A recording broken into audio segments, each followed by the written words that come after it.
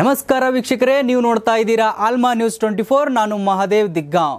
ವೀಕ್ಷಕರೇ, ಸರ್ಕಾರಿ ನೌಕರಿ ಪಡೆದುಕೊಳ್ಳಬೇಕಂತ ಹೇಳಿ ಅದರಲ್ಲೂ IPS IAS ನಂತಹ ದೊಡ್ಡ ಹುದ್ದೆಗಳಿಗೆ ಹೋಗಬೇಕಂತ ಲಕ್ಷಾಂತರ ರೂಪಾಯಿ ಖರ್ಚು ಮಾಡಿ ಹೈದರಾಬಾದ್, ದಿಲ್ಲಿ ನಂತಹ ಸಿಟಿಗಳಲ್ಲಿ ಕೂತಿಕೊಂಡು ಓದಿದರೂ ವಿದ್ಯಾರ್ಥಿಗಳಿಗೆ UPSC ಪರೀಕ್ಷೆ ಪಾಸ್ ಮಾಡುವುದು ವಿದ್ಯವಾಗಿದೆ. ಅಂತಹದರಲ್ಲಿ ಮೂಲ ಸೌಕರ್ಯಗಳಿಂದ ವಂಚಿತನಾಗಿ UPSC ಪರೀಕ್ಷೆಯಲ್ಲಿ 551ನೇ ರ್ಯಾಂಕ್ ಪಡೆದು CM ಸಿದ್ದರಾಮಯ್ಯನವರ ಮೆಚ್ಚುಗೆಗೆ ಪಾತ್ರನಾದ ಕುರಿ ಕಾಯುವ ಯುವಕ. ವೀಕ್ಷಕರೇ, ಸದ್ಯಕ್ಕೆ ಸುದ್ದಿಯಲ್ಲಿರುವ ವ್ಯಕ್ತಿ ಎಂದರೆ ಕುರಿಗಾಯಿ ಬೀರಪ್ಪ ಡೋಣಿ. ಬೀರಪ್ಪ ಎಂಬ ಕುರಿ ಕಾಯುವ ಯುವಕ ಭಾರತದಲ್ಲಿಯೇ ಕಷ್ಟಕರವಾಗಿರುವ ಪರೀಕ್ಷೆ UPSC ಪಾಸ್ ಮಾಡಿ ಎಲ್ಲರಿಗೂ ಪ್ರೇರಣೆಯಾಗಿದ್ದಾನೆ. ಯಾರು ಈ ಬೀರಪ್ಪ ಸಿದ್ದಪ್ಪ ಡೋಣಿ? ಇವರು ಮೂಲತಃ ಎಲ್ಲಿಯವರು? ಇವರು ಬೆಳೆದು ಬಂದಿದ್ದು ಹೇಗೆ? ಇವರ UPSC ಪರೀಕ್ಷೆಗೆ ಇವರ ತಯಾರಿ ಹೇಗಿತ್ತು ಎಂದು ಈ ವಿಡಿಯೋದಲ್ಲಿ ಸಂಪೂರ್ಣ ಮಾಹಿತಿ ತಿಳಿದುಕೊಳ್ಳೋಣ, ಬನ್ನಿ.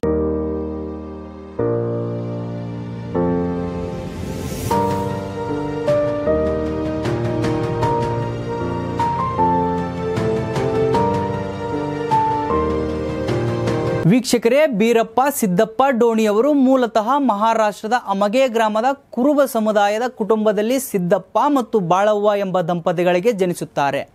ಬೀರಪ್ಪ ಅವರು ತಮ್ಮ ಬಾಲ್ಯವನ್ನು ಕುರಿಗಳು ಕಾಯುತ್ತಾ, ಕುರಿಗಳ ಜೊತೆಗೆ ಆಟವಾಡುತ್ತಾ, ಮೂಲ ಸೌಕರ್ಯದಿಂದ ವಂಚಿತರಾಗಿ ಹೊಲ ಗುಡ್ಡ ಕಾಡುಗಳಲ್ಲಿಯೇ ಹೆಚ್ಚಾಗಿ ಬೆಳೆಯುತ್ತಾ ಬರುತ್ತಾರೆ. ಇನ್ನು ಬೀರಪ್ಪ ಅವರ ಶಿಕ್ಷಣ ನೋಡುವುದಾದರೆ ಬೀರಪ್ಪ ಅವರು 10ನೇ ತರಗತಿಯವರೆಗೂ ಅವರ ಊರಿನಲ್ಲಿಯೇ ಕಲಿಯುತ್ತಾರೆ ಮತ್ತು ಅವರು 10ನೇ ತರಗತಿಯಲ್ಲಿ 96% ಅಂಕಗಳನ್ನು ಪಡೆದಿದ್ದರು. ಇನ್ನು PUCಯಲ್ಲಿ 89% ಅಂಕಗಳನ್ನು ಪಡೆದಿದ್ದರು. ನಂತರ ಬೀರಪ್ಪ ಅವರು ಅವರ ಕಷ್ಟದ ಜೀವನದಲ್ಲಿ ಇಂಜಿನಿಯರಿಂಗ್ ಪದವಿ ಕೂಡ ಪಡೆದುಕೊಂಡಿದ್ದಾರೆ. ಬೀರಪ್ಪ ಅವರ ಸಹೋದರ ಭಾರತೀಯ ಸೇನೆಯಲ್ಲಿ ಸೇವೆ ಸಲ್ಲಿಸುತ್ತಿದ್ದಾರೆ. ಅವರ ಸಹೋದರನನ್ನು ನೋಡಿ ಅವರಿಗೂ ಕೂಡ ಭಾರತೀಯ ಸೇನೆಗೆ ಸೇರಿಕೊಳ್ಳಬೇಕು ಎಂಬ ಆಸೆ ಇತ್ತು. ಆದರೆ ಅದು ಕೆಲವು ಕಾರಣದಿಂದ ಸಾಧ್ಯವಾಗಲಿಲ್ಲ. ಅವರು ಕೆಲವು ಕಾಲ ಭಾರತದ ಅಂಚೆ ಕಚೇರಿಯಲ್ಲಿಯೂ ಕೂಡ ಕೆಲಸ ಮಾಡಿದ್ದರು. ಆದರೆ ಅವರ UPSC ಬರೆಯುವ ಕನಸು ಅವರಿಗೆ ಕೈ ಬೀಸಿ ಕರೆಯುತ್ತಿತ್ತು.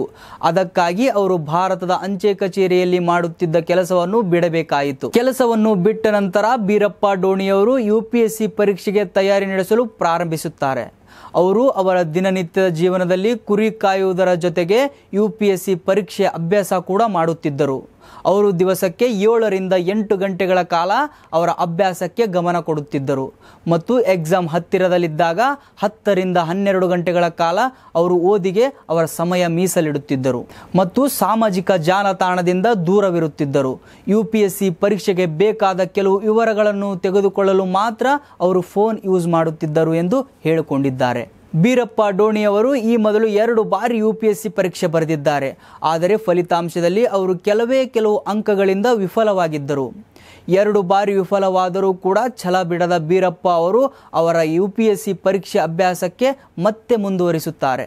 ಆದರೆ 3ನೇ ಬಾರಿ ಬರೆದ UPSC ಸಿವಿಲ್ ಸರ್ವಿಸ್ ಪರೀಕ್ಷೆಯಲ್ಲಿ 551ನೇ ಸ್ಥಾನವನ್ನು ಪಡೆದು ಯಶಸ್ವಿಯಾಗಿದ್ದಾರೆ. ಬೀರಪ್ಪ ಅವರು ಅಡವಿಯಲ್ಲಿ ಕುರಿಗಳನ್ನು ಕಾಯುವ ಸಮಯದಲ್ಲಿ ಅವರು UPSCಯಲ್ಲಿ ಪಾಸಾದ ಸುದ್ದಿ ಅವರಿಗೆ ತಲುಪಿತ್ತು. ಸುದ್ದಿ ತಿಳಿದ ತಕ್ಷಣ ಅವರ ಖುಷಿ ಮುಗಿಲಿಗೆ ಮುಟ್ಟಿತ್ತು. ಅವರ ಕುಟುಂಬ ಮತ್ತು ಸಮುದಾಯದಲ್ಲಿ ಹರ್ಷೋಲ್ಲಾಸ ಉಂಟು ಮಾಡಿತ್ತು. ಇನ್ನು ಬೀರಪ್ಪ ಅವರ ತಂದೆ ತಾಯಿಗೆ UPSC ಎಂದರೇನು ಅಂತ ತಿಳಿಯದೆ ಹೋದರೂ ಕೂಡ ನನ್ನ ಮಗ ಸಾಹೇಬ ಆಗಿಬಿಟ್ಟ ಎಂಬ ಸಂತೋಷದಿಂದ ಬೀರಪ್ಪ ಅವರಿಗೆ ಆರತಿಯನ್ನು ಮಾಡಿದ್ದರು. ಇನ್ನು ಬೀರಪ್ಪ ಅವರು UPSC ಪರೀಕ್ಷೆಯಲ್ಲಿ ಪಾಸಾದ ಸುದ್ದಿ ಕರ್ನಾಟಕದ ಮುಖ್ಯಮಂತ್ರಿ ಸಿದ್ದರಾಮಯ್ಯನವರಿಗೆ ತಲುಪಿದ ತಕ್ಷಣವೇ ಬೀರಪ್ಪ ಅವರಿಗೆ ಫೋನ್ ಮಾಡಿ ಅಭಿನಂದನೆಗಳನ್ನು ಸಲ್ಲಿಸಿದ್ದರು. ಆಗ ಬೀರಪ್ಪ ಅವರ ಖುಷಿ ಇನ್ನೂ ಹೆಚ್ಚಾಗಿತ್ತು. ಈ ಸಂದರ್ಭದಲ್ಲಿ CM ಸಿದ್ದರಾಮಯ್ಯನವರು ಬೀರಪ್ಪನ ಸಾಧನೆಗೆ ಮೆಚ್ಚುಗೆ ವ್ಯಕ್ತಪಡಿಸಿ ಅವರ ಪರಿಶ್ರಮ ಮತ್ತು ಸಂಕಷ್ಟಗಳನ್ನು ಜಯಿಸಿದ ಧೈರ್ಯವನ್ನು ಪ್ರಶಂಸಿಸಿ ಬೀರಪ್ಪನಂತಹ ಯುವಕರ ಸಾಧನೆ ಇತರರಿಗೆ ಪ್ರೇರಣೆಯಾಗಿದೆ ಎಂದು ಅವರು ಹೇಳಿದ್ದರು. ಇನ್ನು ಬೀರಪ್ಪ IPS ಸೇವೆಯಲ್ಲಿ ಸೇವೆ ಸಲ್ಲಿಸುವ ಕನಸು ಹೊಂದಿದ್ದಾರೆ. ಅವರು ತಮ್ಮ ಸಮುದಾಯದ ಯುವಕರಿಗೆ ಪ್ರೇರಣೆಯಾಗಿ ಸೇವಾ ಮನೋಭಾವದಿಂದ ದೇಶಕ್ಕೆ ಸೇವೆ ಸಲ್ಲಿಸಲು ಬಯಸುತ್ತೇನೆ ಎಂದು ಹೇಳಿಕೊಂಡಿದ್ದಾರೆ ಮತ್ತು ಅವರು ತಮ್ಮ IPS ಸೇವೆಯಲ್ಲಿ ಹಿಂದುಳಿದ ಸಮುದಾಯಗಳ ಅಭಿವೃದ್ಧಿಗೆ ಶ್ರಮಿಸುವ ಉದ್ದೇಶವಿದೆ ಎಂದು ಹೇಳಿಕೊಂಡಿದ್ದಾರೆ.